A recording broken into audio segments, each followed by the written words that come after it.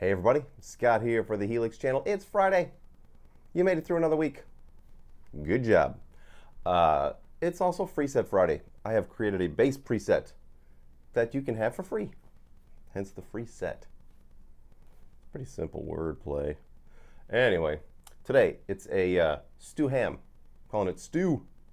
Something they used to yell at the old Satriani shows. When he'd do his bass solo, you'd hear stew. It was awesome.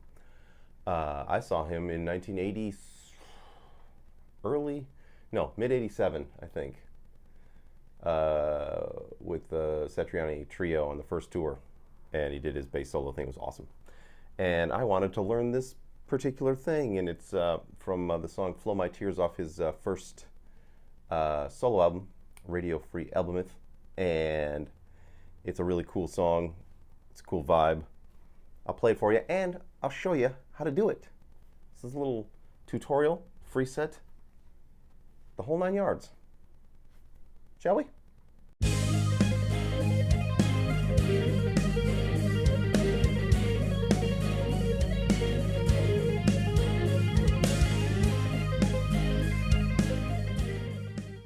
Alrighty, let's take a look at what's going into the stew preset. I'm using some gate just because, you know, some of these can add a little bit of noise, especially when you throw a compressor on. I love the LA Studio comp, even for bass. Even split between the two signal paths. This one's got some modulation by way of a pair of simple pitches. One negative 4.4 cents, the other one plus 4.4, and the amps, NSV, beast, normal, good times. There's the first Ampeg 810 IR by 3 Sigma Audio. And the way that I've tailored these tones is in large part by the low and high cuts. This particular one has some reverb on it and some chorus on it. It's got a plastic chorus. They're going out separate outs, but not really. They're both, you know, in the center, as you can see. But if you wanted to go in stereo, you could pan them left and right. Another Ampeg 810, a different one. I'm using the 1A up top and the 3A down here. They're a little bit brighter, and this is a brighter sound. The Woody Blue. You'll notice the bass is pretty low on this because, you know, his tone isn't super bottom heavy. It's got a nice bottom to it, but it's not really woofy. It's very nicely defined. And I'm using, you know, flat wound strings with fairly high action for a Motown kind of sound, bass-wise. So it's, you know, I can't get his exact sound. If I had, round wound strings and lower action, then sure. The lower action sure would come in handy on this one, though. Whew! Because I'm going to try playing this on the bass in a second, and damn it all, it's not easy. But don't forget, I'm not a bass player, so don't expect me to play it all the way through correctly. But I'll give it a shot. Let's go over to the guy. He'll show you how it's done. Okay, this one starts out with a few fun chords. They're major 7th chords, and then a 9th chord. So it starts out with a C major 7. I think he plays them all at once. And then he hammers on with a D and an E note. Then goes down to the G major 7. Does the same thing, but with an A and a B. Then does the E9 chord, but he does it all hammered. Then some more tapping up top.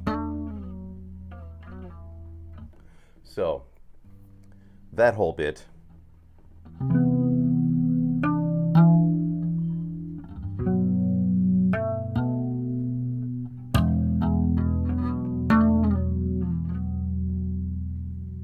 like that, and then it goes back, does the chord again, and the G. Then the song starts. It kicks in with the main riff, and the main riff does the E9 chord, starting with thumb in the open E string, I'm not kicking the input too hard.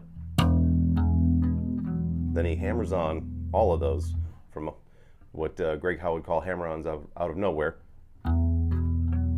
which is not an easy thing to do.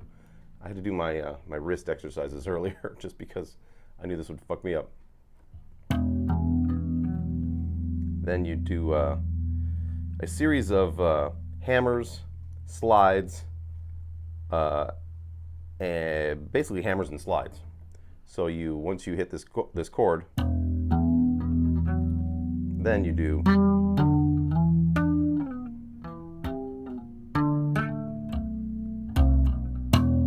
I always mess this up because I used to play it like this instead of doing what he does. I like this way better.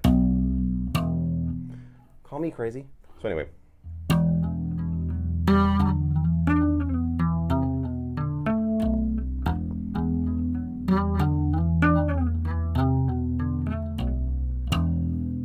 So it's like that. It's very hard to play for me. I'm not a bass player. It's just a fun thing that I really wanted to learn back in the day when this album came out, and I forced myself to learn it.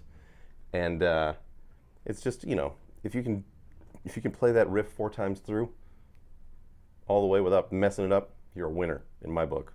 I